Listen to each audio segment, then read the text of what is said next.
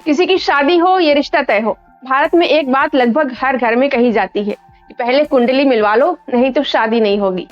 लेकिन क्या आपने कभी सोचा है, 36 गुण, 7 ग्रह, 12 राशियां, क्या ये सब सच में दो लोगों की पूरी जिंदगी तय कर सकते हैं? क्या मंगल, शनि, राहु, केतु इतने दूर बैठकर आपकी शादी बिगाड़ या तोड़ देते हैं? या फिर ये सब एक पुरानी परंपरा है जिसे लोग आज भी बिना सोचे समझे ढो रहे हैं?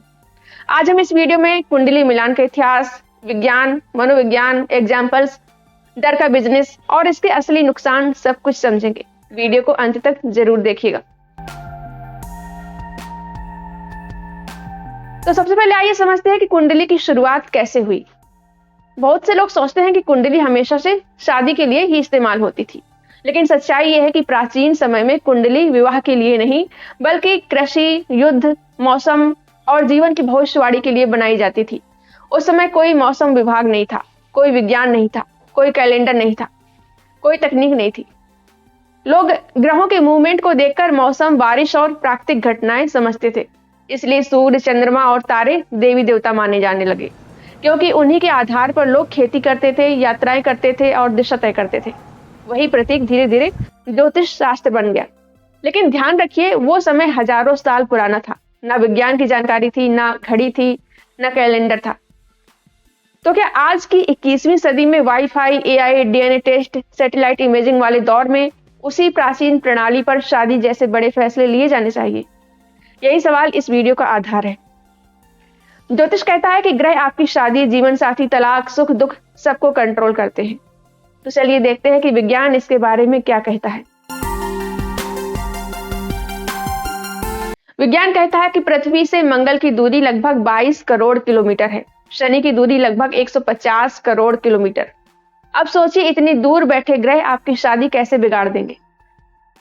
अगर मंगल इतना खतरनाक होता तो मंगल पर भेजे गए नासा और इसरो के रोवर सबसे पहले मंगली दोष का शिकार होते। लेकिन ऐसा क्यों नहीं होता है? चंद्रमा का प्रभाव केवल पानी पर है, इंसानों की शादी पर नहीं। हाँ, ज्वार भाटा चंद्रमा से बनते हैं, लेकिन मनुष्य का शरीर इतना बड़ा जलाशय नहीं है कि कोई शादी खराब हो जाए। सूरज का असर क्लाइमेट और मौसम पर है, लेकिन आपकी कॉम्पेटिबिलिटी पर नहीं। ये बात वैज्ञानिक रूप से साफ है। हमारे ग्रह सारे जीवन को प्रभावित करते हैं, लेकिन ज्योतिष बताने वाले तरीके से नहीं। ये ध्यान में रखना होगा। कुंडली का पूरा सिस्टम जन्म के समय पर आधारित है, लेकिन क्या भारत में जन्म का समय बिल्कुल सही लिखा जाता है? अस्पतालों में ज्यादातर नर्स अंदाजा लगाकर टाइम लिखती है। पुराने जमाने में गांवों में घड़ी ही नहीं होती थी। शहरों में भी कई बार टाइम राउंडेड लिखा जाता है, जैसे 4 बजे, 4:30 बजे या 5 बजे। मतलब कि अगर जन्म का टाइम 10-15 मिनट ऊपर नीचे हो जाए, गलत हो जाए, तो कुंडली की लगे हुए ग्रह, नाड़ी दोष सब बदल जाते हैं, ऐसा कहा जाता है। कहा जाता है कुंडली जितने पक्के टाइम पर बनेगी उतनी ही सही होगी, लेकिन जन्म का टाइम ही पक्का नहीं होता।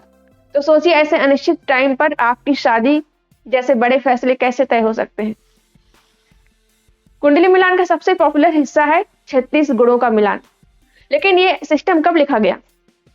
ये एक पुरानी सोच थी, जब नारी की स्वतंत्रता ना के बराबर थी, जाति व्यवस्था कड़ाई से लागू थी, इंटरकास्ट शादी लगभग वर्जित थी, समाज पितृसत्तात्मक था। 36 गुणों का सिस्टम उसी समय लिखा गया जब महिलाओं को संपत्ति का अधिकार भी नहीं था। तो क्या आज इंटरनेट, शिक्षा, आधुनिक रिश्ते, लव मैरिज, आपसी समझ के दौर में वही पुराना सिस्टम काम करेगा? नहीं। आज के समय में रिलेशनशिप में कॉम्पेटिबिलिटी 36 गुणों से नहीं, संवाद, सम्मान, मूल्य और मानसिक स्वास्थ्य से बनती है। अब आते हैं रियल लाइफ एग्जांपल्स पर, जो कि लोग वीडियो देखते ही अपने साथ रिलेट करते हैं। जैसे कि कुंडली 36-36 मिली, शादी हुई, सिर्फ 2 साल में तलाक हो गया। क्यों? क्योंकि उनकी समझ सिर्फ ग्रहों से नहीं, उनके व्यवहार, कम्युनिकेशन और वैल्यूज से बनती है। दूसरा एग्जाम्पल, एक कपल्स की कुंडली बिल्कुल नहीं मिली, लेकिन 15 साल से वो खुशहाल शादीशुदा लाइफ जी रहे हैं, क्योंकि उन्होंने एक दूसरे को समझा, सीखा, आगे बढ़े और एक स्ट्रॉन्ग पार्टनरशिप बनाई। वहीं जैसे कि कई आईएएस, डॉक्टर्स, साइंटिस्ट, इनमें से ज्यादातर लोग कुंडली नहीं मिलवाते हैं और उनकी शादी सफल रहती है अक्सर, क्योंकि विज्ञान, शिक्षा और समझ किसी ग्रह से ज्यादा शक्तिशाली होते हैं। अब आते हैं मनोविज्ञान पर। लोग ज्योतिष पर क्यों भरोसा करते हैं? पहला है फियर ऑफ अनसर्टेनिटी। शादी एक बड़ा फैसला है, लोग सुनिश्चित होना चाहते हैं। कुंडली उन्हें झूठा सुरक्षा देती है। दूसरा, कल्चरल कंडीशनिंग। बचपन से सुन सुनकर दिमाग में बैठ जाता है कि कुंडली जरूर मिलानी चाहिए। वही तीसरा है बर्नम इफेक्ट। स्पष्ट आम बातों को लोग अपनी किस्मत समझ लेते हैं, जैसे कि आपके जीवन में उतार चढ़ाव आएंगे, ये बात सब पर लागू होती है। चौथा है कंफर्मेशन बायस। अगर कुंडली का एक पॉइंट सही बैठ गया तो लोग बाकी गलत बातों को नजरअंदाज कर देते हैं। पांचवा है प्लेसिबो इफेक्ट। अगर कोई मान ले कि मेरी कुंडली अच्छी है तो वो साइकोलॉजिकली बेहतर महसूस करता है, उसे लगता है कि हाँ ये सच है, लेकिन इससे शादी अच्छी नहीं हो जाती है। वही सबसे बड़ा हथियार क्या है? दोष का डर, नाड़ी दोष, मांगलिक दोष, शनि दोष, काल सर्प दोष। ये सारे डर आपको मानसिक रूप से कमजोर बनाने के लिए है। लेकिन एक बात याद रखना चाहिए, वैज्ञानिक दृष्टिकोण से इन दोषों का कोई आधार नहीं है, ये सिर्फ डर बेचने का तरीका है। अब आते हैं इसके धंधे पर। कुंडली मिलान सिर्फ एक परंपरा नहीं है, ये करोड़ों रुपयों की इंडस्ट्री बन चुका है। जैसे कहा जाता है कि 21,000 रुपए की नाड़ी दोष शांति हो सकती है, 51,000 रुपए का काल सर्प दोष पूजा होगा, 11,000 से 30,000 रुपए की मांगलिक दोष पूजा। ये सब क्यों? क्योंकि पहले आपको डराया जाता है कि आपकी कुंडली में समस्या है, फिर उसी समस्या का उपाय भी बेच दिया जाता है। यही व्यापारी मॉडल है, डर, पूजा, पैसा और फिर नया डर, और इस चक्र का कोई अंत नहीं है। कुंडली का सबसे बड़ा नुकसान क्या है? उसके कारण टूटे हुए रिश्ते, बीता हुआ जीवन, खोए हुए मौके और इमोशनल डैमेज। रिश्ते टूट जाते हैं, छोटी सी मिसमैच पर रिश्ते तोड़ दिए जाते हैं। लड़कियों को दोषी ठहराया जाता है, कहा जाता है इसकी कुंडली खराब है, मांगलिक है। सबसे ज्यादा मेंटल टॉर्चर लड़कियों पर ही होता है। वही इंटरकास्ट मैरिजेस रोकी जाती है, कुंडली का बहाना बनाकर कास्ट सिस्टम को बचाया जाता है। सेल्फ कॉन्फिडेंस टूट जाता है, बहुत से लोग सोचते हैं मैं तो जन्म से दोषी हूँ। परिवार का माहौल भी तनावपूर्ण हो जाता है, एक मिसमैच पूरे परिवार को तनाव में डाल देता है। शादी ऐसा बड़ा फैसला सिर्फ ग्रहों पर नहीं छोड़ा जा सकता। शादी का फैसला कुंडली से नहीं, आपकी समझ, वैल्यूज, माइंडसेट और ऑनेस्ट कम्युनिकेशन से तय होना चाहिए।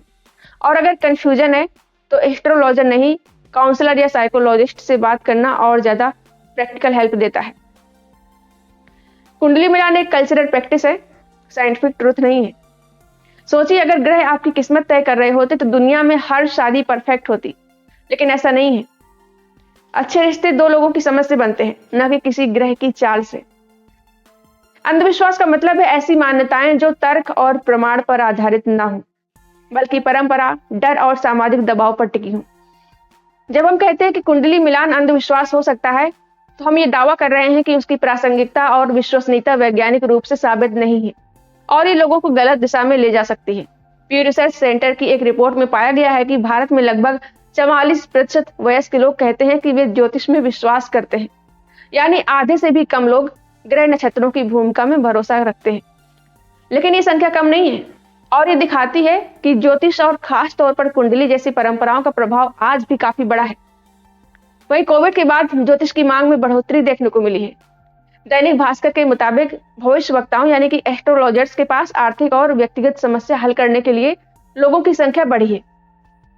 तो ये कहना गलत नहीं होगा कि बहुत से लोग कठिनाइयों का सामना करते समय ज्योतिष को एक समाधान के रूप में देखते हैं, लेकिन ये समाधान तर्क पर नहीं, अंधविश्वास पर आधारित है और इसके नुकसान भी हैं। अगर आप भी मानते हैं कि कुंडली से ज्यादा इंसान की सोच, उसका व्यवहार और उसकी समझ मायने रखती है, तो इस वीडियो को लाइक करें, शेयर करें और हाइप भी कर दें। कमेंट करके बताएं कि आप कुंडली में विश्वास करते हैं या नहीं। मिलते हैं अगली वीडियो में। इस वीडियो को देखने के लिए धन्यवाद।